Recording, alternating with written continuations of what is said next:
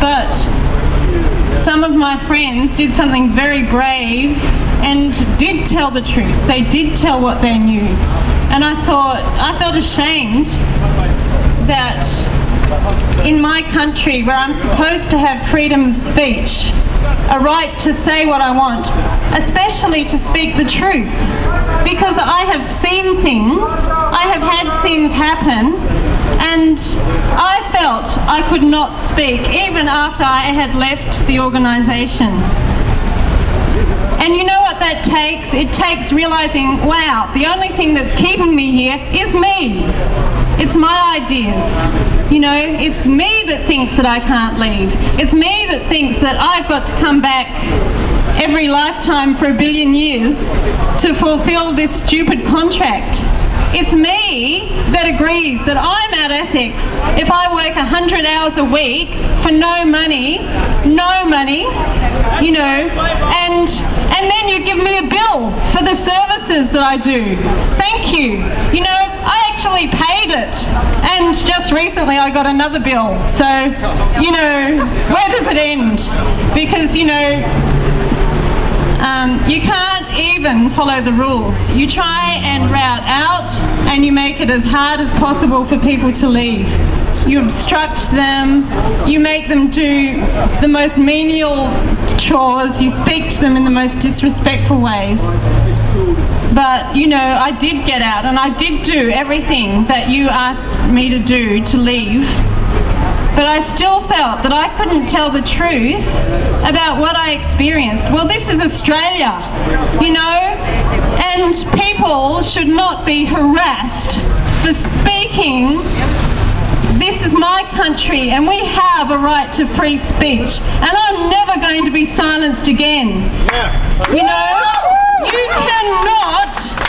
cannot stop us from letting other people know, because we've got the internet and we can tell the world whatever you do to us, it's going to be found out about. We're not going to be silent anymore. You know, you get Aaron and there's more people who will come, because you know what, it's not okay. And we're willing to stand with him shoulder to shoulder and say, we stand for free speech in Australia. We stand for human rights. There is a UN Declaration of Human Rights, which includes such thing as people have a right to have children. People have a right to have a family. People have minimum wages in this country, people. Minimum wages. What are you getting? Are you getting a minimum wage? What about occupational health and safety? What about when shit happens? What about when you retire? What happens to you? You know, does anyone care? You know, do people care that they're breaking up families? Do they care the agony that is gone through by a mother who cannot speak to her child? Or a child whose parents go, stuff you! You don't believe the right thing anymore. We don't love you. We will not accept you. We don't love you unconditionally. We will not accept you unless you believe what we say. Well, this is Australia. This is Australia. This is not how we do things. And I am never going to stand by in my country again and tolerate this sort of behaviour. As Senator Xenophon said, you know, you believe what you want. I support that. I will die for that. But don't you dare act with the sort of shit that you have been doing to Aaron. You know, that crap stops here and now, because there are people who will die for freedom of speech in this country. Yeah! That especially goes to you, Cyrus. Oh, that was a mouthful. I bet that burned your ears out. Hey, I want to tell all the members of Anon here a funny little story. All right, because oh yeah, good on you. Let's tell a funny little story here about a man called L. Ron Hubbard. And you know, I would hate to be accused of did in somebody's belief. Was he But, nice, man? He was a scholar and a gentleman, an adventurer, an engineer, a nuclear physicist, an explorer. God, what else was he, guys? What else was L. Ron Hubbard? A humanitarian, that's it. Oh, right. He was in the Navy too. Oh, that's right. He was a naval officer that served his country and the world.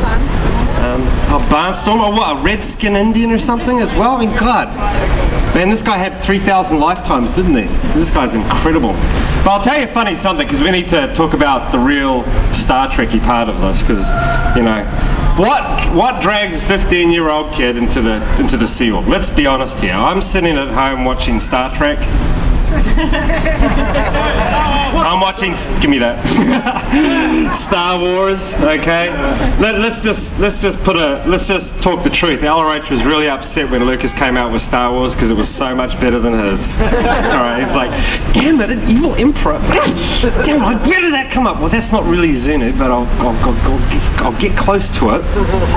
And, you know, you're a 15-year-old kid, and then somebody walks up to you in a uniform, like, you know, I'm watching James T. Kirk, you know, teleporting woman out of the shower block to his quarters. And Such desperation. watching Blake 7 and, God, what else was on? What other sci-fi? Battlestar Galactica, yeah. Right? And you're doing this, and then you get two adults. Like, when you're a kid, you think adults are the same, don't you? I mean, it's a foregone conclusion, you know. They're telling you what, you know, you go to school, there's adults, you know, I don't want to ever grow up and be an adult, you know. And you take adults pretty seriously, right? But then, there you are, as a 15-year-old. This is what happens to a lot of people in the Sea Org. You're there as a 15-year-old kid, and two people come marching up to you in this big uniform, and they got stripes on, and, you know, your first impression is you're in trouble. Because they look so serious. Why so serious?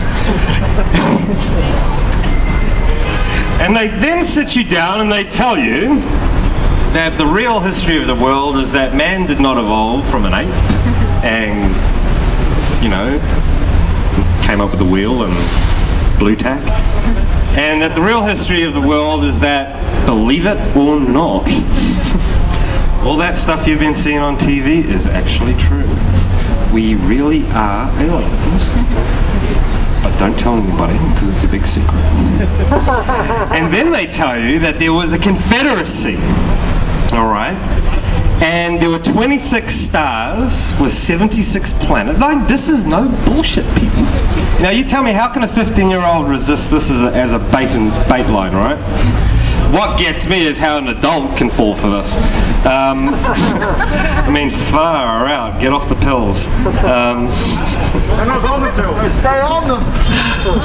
Well, yes, we will get to that point one other day.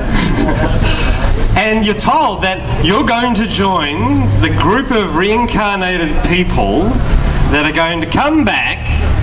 And why are you coming back? Because Xenu's here, and he's watching you. Oh my God, no. And it's all true. And the governments that are secretly working for Xenu. And that the ultimate goal is the total enslavement of man. And somehow psychiatrists got their MBAs back 70 million years ago. And they're here now to take your life and liberty away. This is what is told. This is what is written by the madman messiah, L. Ron Hubbard. This is what he writes. And the Sea Org symbol is a laurel wreath, right? With 26 leaves. And each leaf stands for one of the stars of the Confederacy. But here's the good news. You are on the good side. Yay! Give me a hand, people. We come back. We come back. The motto of the Sea Org. You come back, and there's this 15-year-old kid looking at these guys going, oh man, I could get into this. You mean I can be a space cadet? I mean, you go, and then they give you the real one. But we need you for 1 billion years. Why 1 billion? Well, because guess what? It's over 9,000. We have other planets to go to. Yippee! And off you go. And there you are, trundling along in the Sea Org, wearing a uniform, and you're playing Star Trek. And this is by adults.